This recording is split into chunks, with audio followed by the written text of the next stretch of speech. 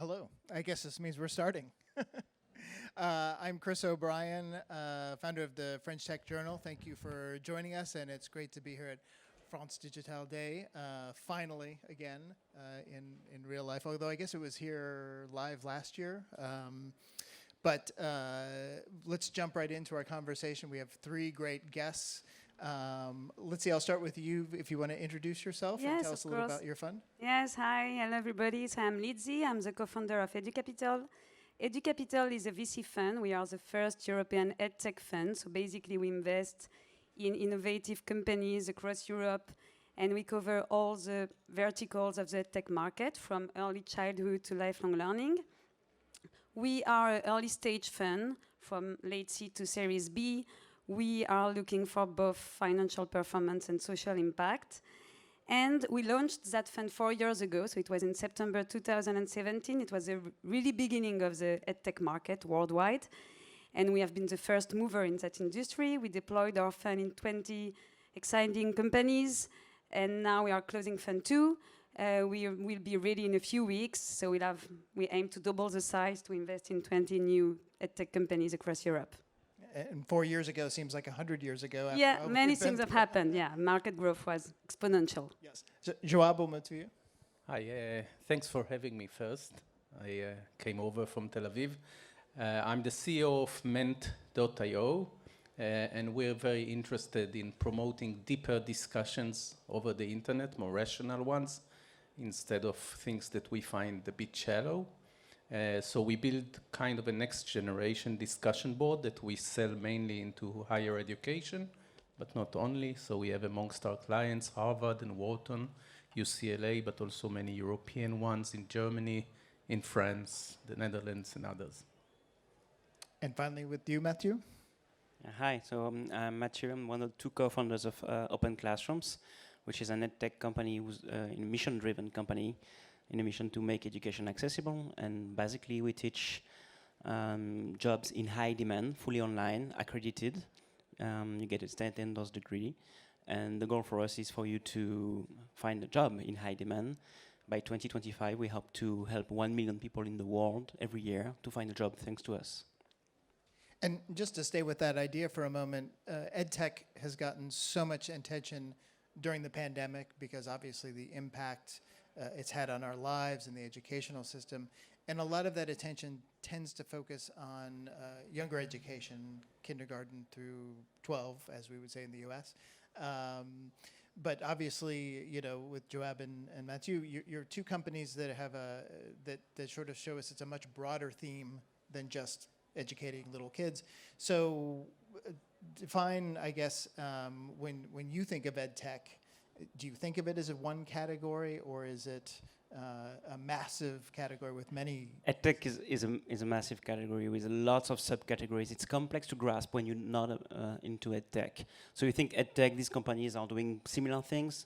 In fact, you could be doing a lot of different things. Obviously, you have K-12, you have lifelong learning, you have just pure technology pieces, you have schools. OpenClassrooms is an online school with some technology pieces.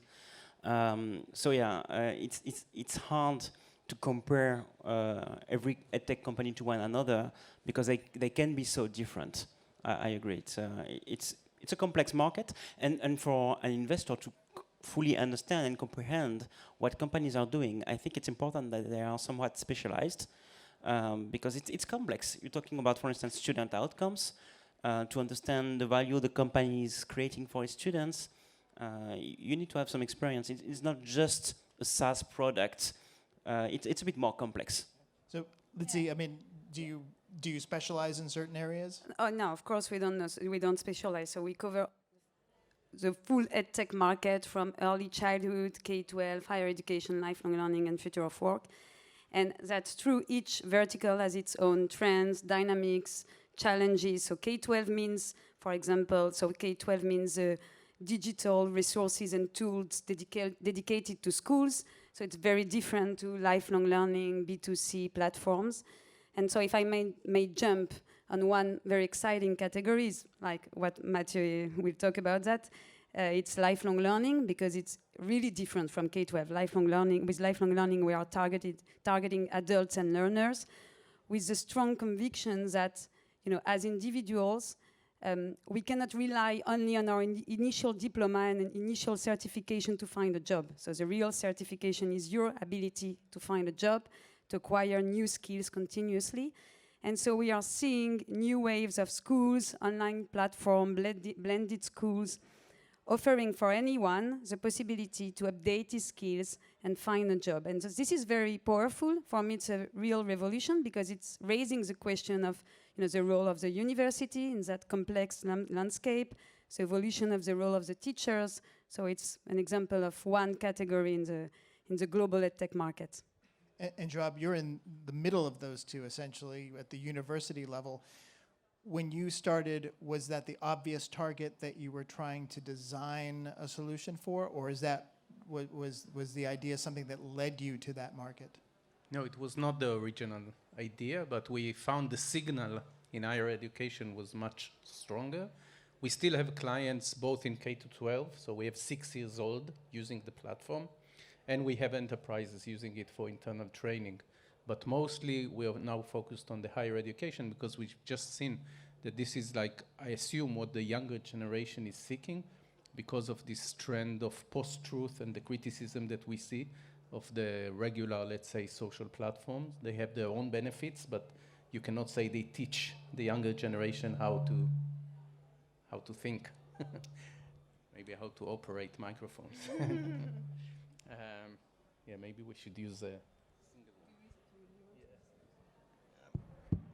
yeah, so that's how we got into higher education. Yep. Then, going back to you, Mathieu, you guys started on your journey, I think it was 8 years ago now. Is that correct? 22, almost. 22.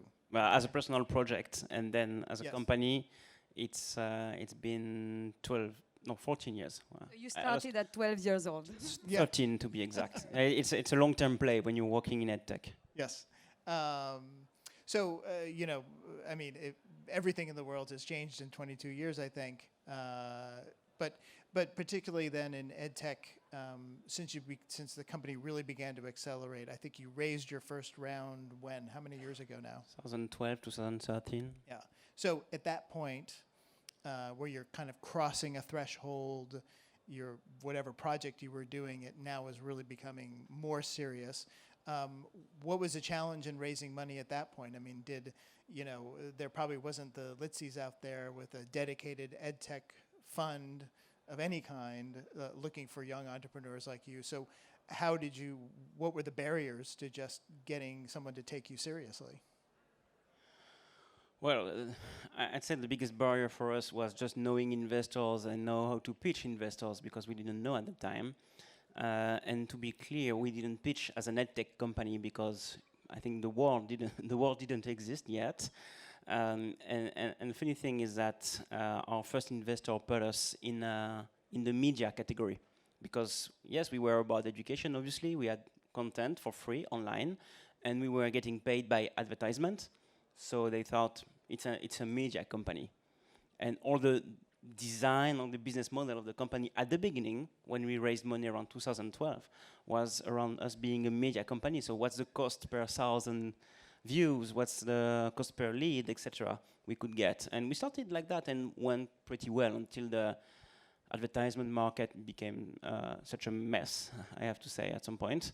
And so we thought it wasn't good for us anymore, and we decided to pivot, basically, and move away from advertisement and find a freemium model that would work for us while keeping our content free, which was kind of a tough decision. So we've seen all the trends from the company's point of view, and it's been exciting to see more and more interest in the space. But again, as we said before, people, when they don't know about EdTech, they put you in the EdTech space, and to me that doesn't mean a lot. It depends really which kind of people you're targeting, what you're trying to do, upskilling, reskilling, young adults, is it the same, K-12? And so now that there is more and more knowledge about that and more specific questions being addressed by the market, and again, I will repeat that, but the market is starting to look really about the education outcomes. It's not just enough to train people, but money to train people. Some people brag that they train thousands of people, but now we want to see the result of it. What has it impacted in their life? Do they get a better salary? Do they get a new job? What has changed? That's really what we're into these days. It's really at the forefront, I believe, of what the upcoming education discussions. Yeah, and if I may add something, so outcome is one of the most important issues that we do have in the tech market, and it's more or less difficult to prove the outcome depending on where you are. So if you are Open Classroom, so you are helping people to acquire skills and find a job. So outcome is, will they find a job or not? So the impact on employment. For children, it's much more difficult. So for K-12, it's much more difficult to prove that indeed technologies are really helping to improve education, to transform the learning experience for the better, to help children to improve their level in mathematics or whatever.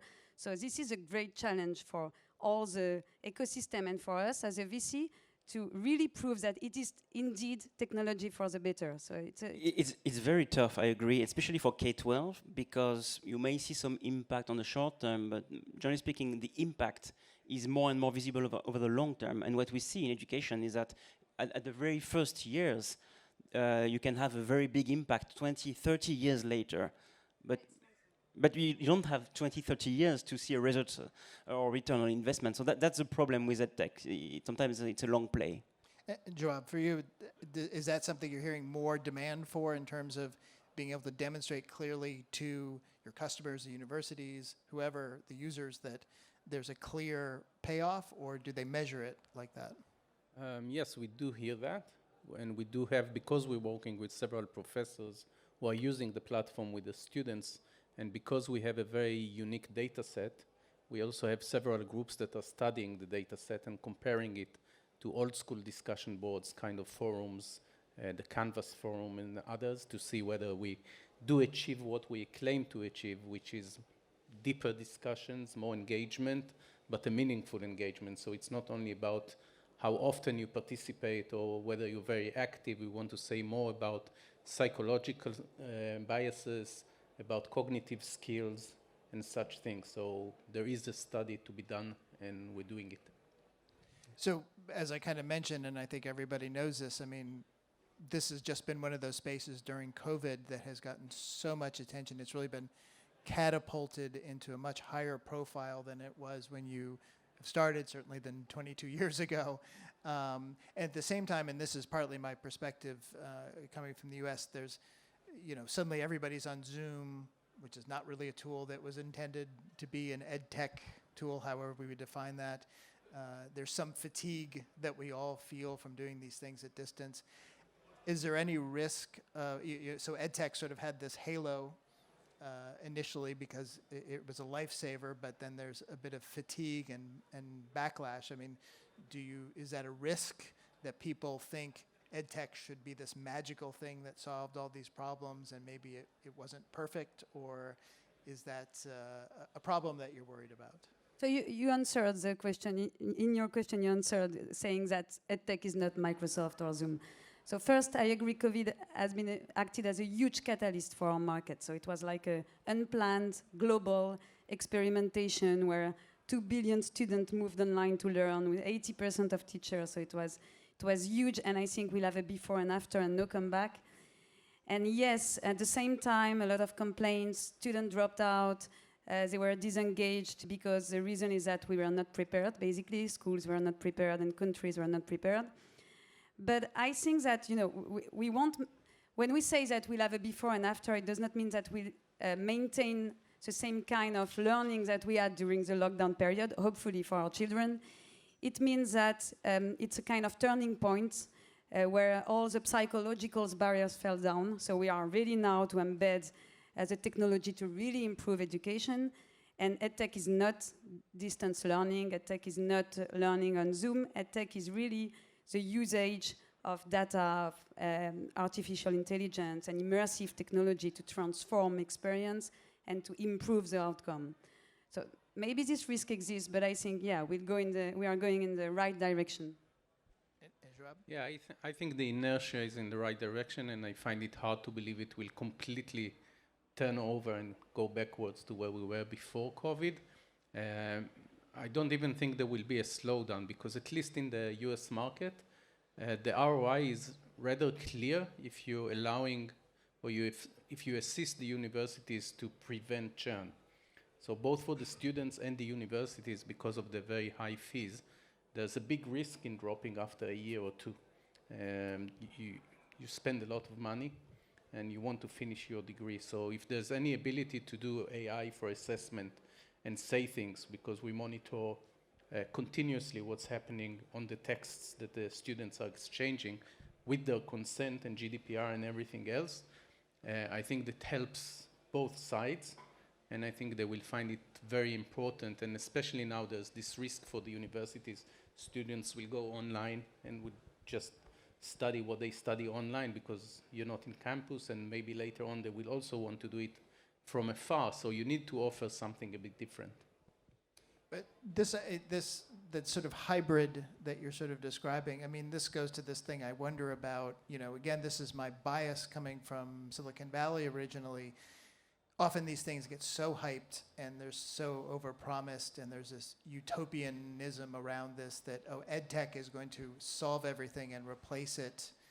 And what was before, schools, universities will go away and we'll do everything digital. I mean, when I hear you both talking about the role you're playing, it seems to be augmenting or sort of offering an additional channel rather than saying, oh, we're going to replace all other forms of education. I mean, is that the way you think of it with Open Classroom? Yeah, I mean, in education, you have to be wary about dogmas, right? There's no dogma, single dogma that works in education better than others. It's important to stay balanced. Education is complex. People need different types of education at different stages of their life, so there's no single solution. And personally, I'm very worried about technologism, solutionism, you know, stuff like that, where because you put technology in a problem, it will solve things, right? I don't believe in that. I believe in the mix of things. I believe in getting the best of the experience we can get online, offline. I don't think online is the way to go for everything. I think you need to just to find the right solution for the right person at the right moment. The thing is, we're getting some tailwinds, yeah, because of the market, because we're getting good at what we do, I believe, really, and we can scale much more than a traditional classroom because we don't have the physical walls. But it's a science. It's something you need to try and test, and make it better year after year. And for us, it's been 22 years, and we still have lots of ideas, things we want to improve. And it's subtle, you know. You mentioned everyone going on Zoom just one day after another because they didn't know how to do online education. Just they copy-pasted offline education and thought, oh, that's online education. No, it's one way to do it. It's your copy-pasting way. But for us, it's very much in finding the right mix of synchronous and asynchronous stuff, personal, group projects, etc. And it seems too simple to say a technology solution will solve it. It's really about technology, yes, but also human connections and doing it at the right moment, at the right time, in the right duration. We never use AI as artificial intelligence. We always speak about augmented intelligence. And it's a deep question about the human mind. And I'm a great believer in the human mind. It's not going anywhere anytime soon. I used to teach in 2 Israeli universities myself. And I will never say that a computer can replace the human teacher. But I think computers can do much more to assist the process. And that's what they should do. And that's how you should use AI, not in any other way. It's here to assist the process, to enhance the learning experience, to improve learning, to help teachers also to save time, basically, because it, you know, for example, how did you say it's not AI, it's augmented intelligence. I will change the name now. It allows you to personalize at scale, so to offer for each child or each learner or student the ability to have an individual learning pathway. So the aim is to bridge the skills gap. So it does not mean that it will replace the teacher. It means that it will help the teacher. Teacher is becoming a mentor, and it's really like it's raising the how do the teacher position in this learning experience. But of course, machines and all this, AI will not replace the. We need to remember that education at its core is really a social experience with a lot of human-to-human connection. It's not top-down, it can be really peer-to-peer. And just to make it clear, we have many technology solutions on OpenClassrooms, but one of our biggest assets is actually a network of 2,500 specialized mentors who are having one-on-one sessions with students when they need it. And we train them and we help them give the best of themselves and reassure the students and unblock the students. So it's really human stuff. We just connect them better or more easily through online tools, but it's a lot of online, just human connections. Yeah, I just sent my oldest son off to university in the United States, and it's just been a few weeks, but so far I've been very impressed that the tools they've integrated into the classrooms there really seem to be extending and augmenting the connections between students throughout the week and with the professors. I mean, again, 100 years ago when I went to university, you saw your professor twice a week. You maybe went to office hours, but maybe so you had, 2.5, 3 hours at most interaction with them, and now they're able to continue that throughout the week as they work on assignments in groups or with the professor. So I've been very happy to see that it is really an augmentation of those interactions and creating more interactions between the students. And I think we consistently underestimate the proportion of learning that comes between students.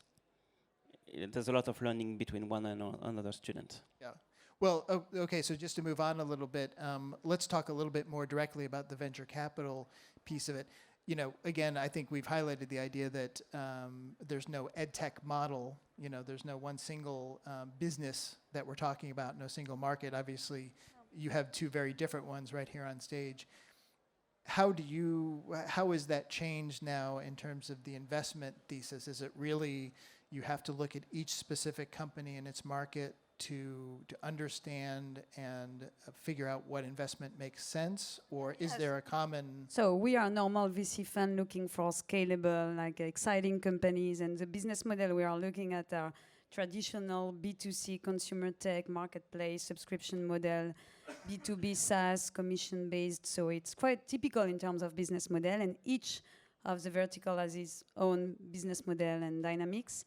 And so I didn't start at 12-year-old like Mathieu, but 4 years old it was really different.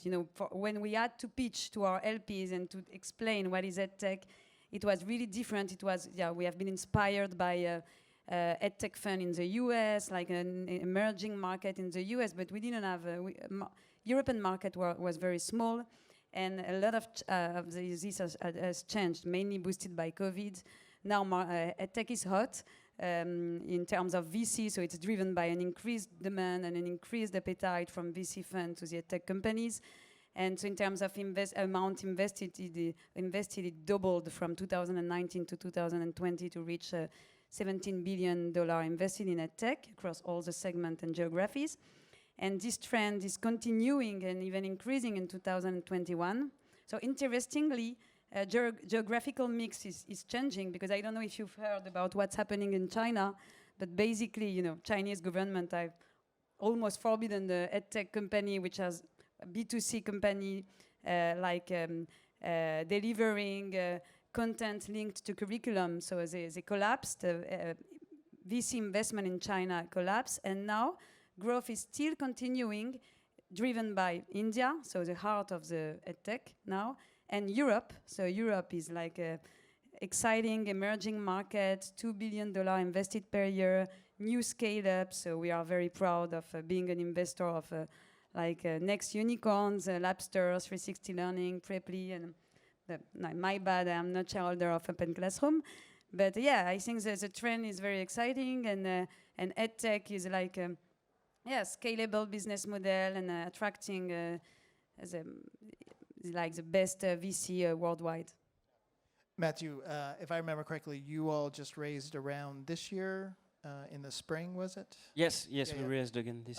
So we just have a couple of minutes here, but very briefly, I mean, that must have been a very different experience in terms of now you're clearly identifying as an ed tech company, I would think. I mean, how difficult was it to raise? I mean, were all these investors still skeptical about EdTech? Were they very clear that this is a big trend and they just are ready to jump on the bandwagon with you?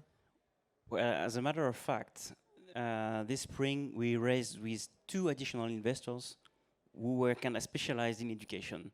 So perhaps there's a reason why it's getting easier, is that the question they ask us during the due diligence are very much targeted to education. You know they know education by the questions they ask, basically. So one is Lumos Capital, the other is Chan Zuckerberg Initiative, and they're all about education and impact. So I can tell you, yeah, it's easier in some ways because they understand education, and it's more complex at the same time because they're asking tougher questions or more specific questions. So you have to be good about what you do. And as a matter of fact, one of the very first questions they asked us is, what are your student outcomes and how do you measure them?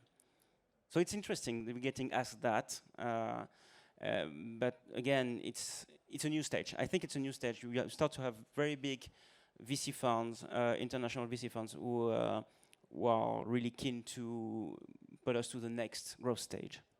And Joab, remind me when you raised your last round? Maybe next year you'll bring me back and I'll say that I raised from education VCs. But no, we raised lately, but internal round from, we have good investors, Slack and Peter Thiel Growth Fund in the US. So we have some runway. So it's all internal money in the last year and a half or so. So I spoke to several education VCs in the last half a year because it is growing and people are more interested. I think with the, let's say, the non-education VCs, the regular VCs, I think you can see that they have more interest, like they would close the door on you 2 years ago, I think, some of them. Now they're more interested, they're still asking a lot of questions about the total addressable market and about the sales cycle, which used to be more sensitive on the side of the education. But I think you can see from the numbers on the macro stage that things are happening faster now. Selling to schools and universities is very specific. So it's very different from the B2C EdTech company, or even the company, we didn't talk about that, but who are targeting the corporate learning market. It's a huge market, more mature, so companies are really willing to pay. But we need now to boost and to fund the next K-12 and higher education startup, next unicorn in that category. Okay, I'm going to leave you with the last word. I think we have to end there. Thank you all for a great conversation, and thank you all for joining us today. Enjoy the rest of the conference, and we'll talk again soon. Thank you. Thank you.